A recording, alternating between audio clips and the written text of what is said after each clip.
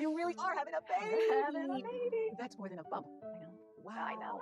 I know. I know. Yeah, distance hug. So, we can't hug because we're practicing doing all the things. We've been so strict. Everybody around here literally is double masked and has face shields. But you look lovely. Thank you, so do you. Pregnant and lovely. Thank you, yes. Do you know if you're having a boy or girl? We do this time. I will wait for my husband to join us and we can share that with you. Okay, that would be really great. I can't wait to hear. So before we get into it, Yeah. I just want to make it clear to everybody that even though we're neighbors, I'm down the road, you're up the road. Yeah, this is my house, this is your house. This is my house. We're using a friend's house because they had a very nice, Beautiful.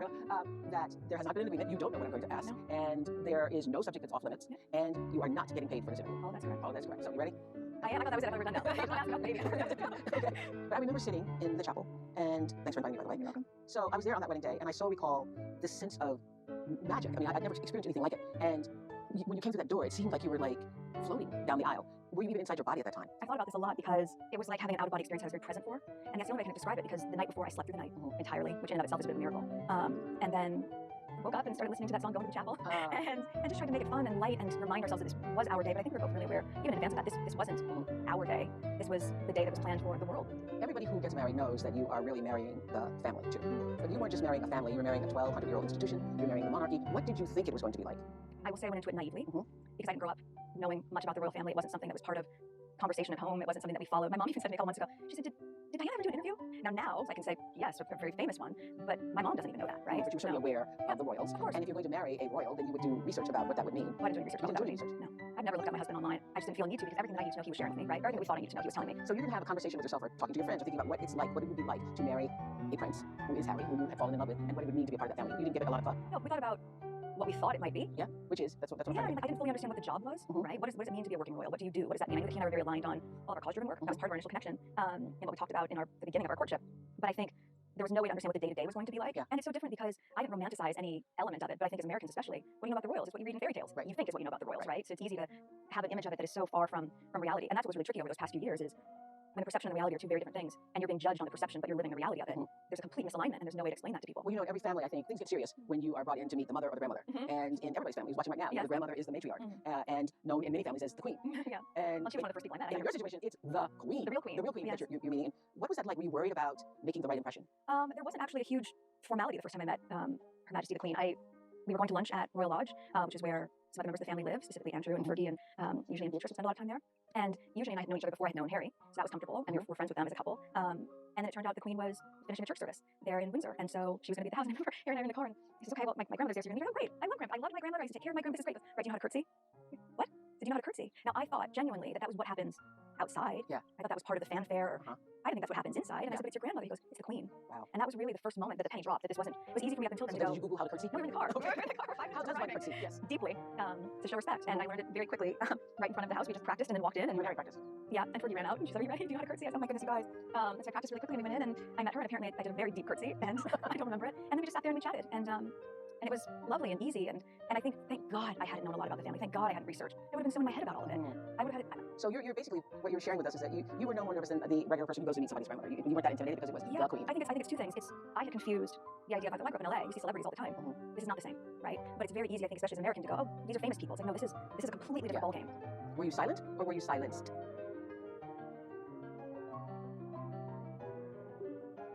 What does it feel like here? What's the word? Peace. Peace. The day after our interview, I stopped over to Harry and Meghan's new home. Hi, guys. Yeah, guys been through everything for me. Yeah, from the beginning, from the very first day. Yeah, I had him in Canada. I got him from shelter in Kentucky. Girls. We put on our wellies to feed the hens Meghan and Harry recently rescued from a factory farm. I love your little designer house here. Archie's chicken. Oh, how cute is that? She's always wanted chickens. But I just love rescuing. So this is a part of your new life. What are you most excited about? What are you most excited about in the new life? What are you most excited? I think just being able to live authentically, right? Like this kind of stuff. It's so basic, but it's really fulfilling. And just getting back down to basics. And I was thinking about it, even our wedding. 3 days before our wedding, we got married.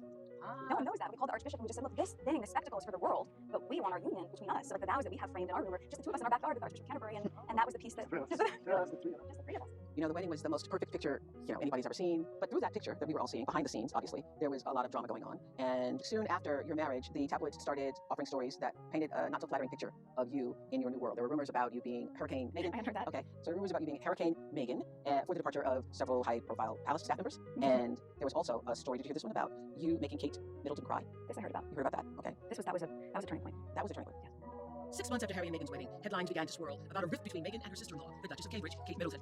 It was reported that Meghan had left Kate in tears over the bride-to-be's strict demands over flower girl dresses.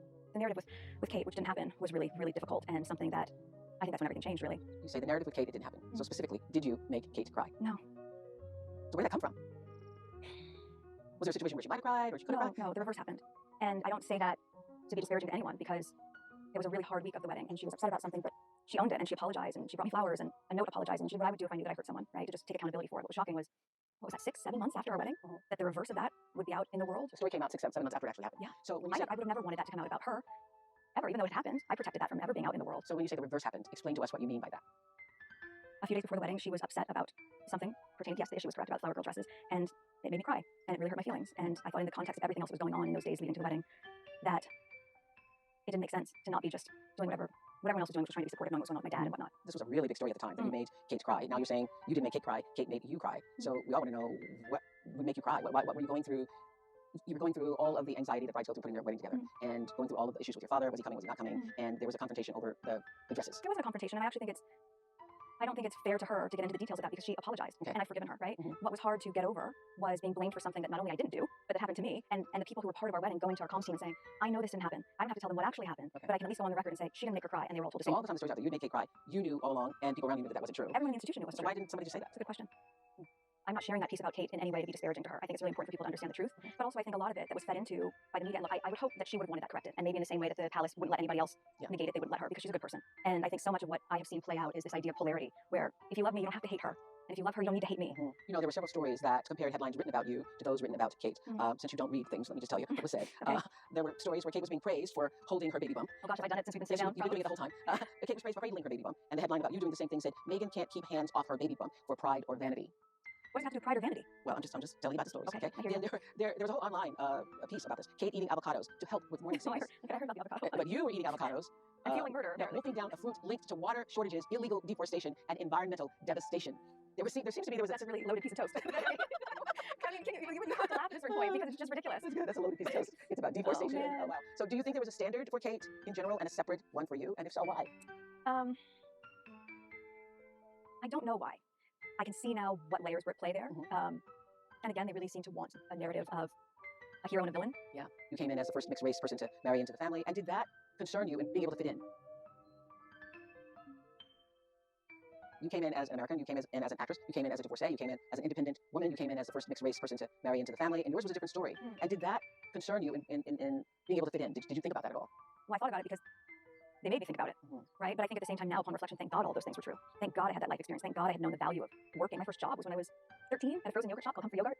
I've always worked. I've always valued independence. I've always been outspoken, especially about women's rights. I mean, that's the sad irony of the last 4 years. I've advocated for so long for women to use their voice, and then I was silent. Were you silent or were you silenced? The latter. So how does that work? Were you told by the comms people or the institution? Were you told to keep silent? How were you told to handle tabloids or gossip? Were you told to say nothing? Everyone in my world was given very clear directive from the moment the world knew Harry and I were dating to always say no comment. That's my friends, my mom and dad. We did. I did anything they told me to do. Of course I did, because it was also through the lens of, and we'll protect you. So even as things started to roll out in the media that I didn't see it, my friends would call me and say, Meg, this is really bad. Because I didn't see it, I go, don't worry, I'm being protected. I believed that. And I think that was really hard to reconcile, because it was only once we were married and everything started to really worsen that I came to understand that not only was I not being protected, but that they were willing to lie to protect other members of the family, but they weren't willing to tell the truth to protect me and my husband. So are you saying you did not feel supported by the powers that be that the firm, the monarchy, all of them? It's hard for people to distinguish the two, because it's a family business, right? So there's the family, and then there's the people that are running the institution. Those are two separate things, and it's important to be able to compartmentalize that, because the Queen, for example, has always been wonderful to me. I mean, we had one of our first joint engagements together. She asked me to join her. And on the train? Yeah, on the train. And we had breakfast together that morning, and she gave me a beautiful gift, and I just really loved being in her company. And I remember in the car. Share what the gift was? Or? Yeah, she gave me some beautiful pearl earrings and a matching necklace. And we were in the car going between engagements, and she has a blanket that sits across her knees for warmth, and it was chilly. And she was like, Megan, come on, and put it over my knees as well. Right? Nice. Like just moments of, and it made me think of my grandmother, where she's always been warm and inviting and really welcoming. So she made you feel welcome. Yeah. Did you feel welcomed by everyone? It seemed like you and Kate at the Wimbledon game, where you were going to watch a friend play tennis. Was it what it looked like? You are two sister-in-laws out there in the world, getting to know each other. Was she helping you, embracing you into the family, helping you adjust? I think everyone welcomed me. And yeah, and when you say, was it what it looked like? My understanding, my experience of the past 4 years, it's nothing like what it looks like. It's nothing like what it looks like. And I remember so often people within the firm would say, well, you can't do this because it'll look like that. You can't, so even, can I go have lunch with my friends? No, you're oversaturated, you're everywhere. It would be best for you to not go out to lunch with your friends. Well, I haven't left the house in months. I mean, there was a day that one of the members of the family, she came over and she said, why don't you just lay low for a little while? Because you are everywhere right now. And I said, I've left the house twice in 4 months. I'm everywhere, but I am nowhere. And from that standpoint, I continue to say to people, I know there's an obsession with how things look, but has anyone talked about how it feels? because right now I could not feel lonelier. You're feeling lonely even though you're Prince, you're in love, you're with him? No, I'm not lonely. I wasn't lonely with him. There are moments that he had to work or he had to go away. There's moments in the middle of the night, and so there was very little that I was allowed to do.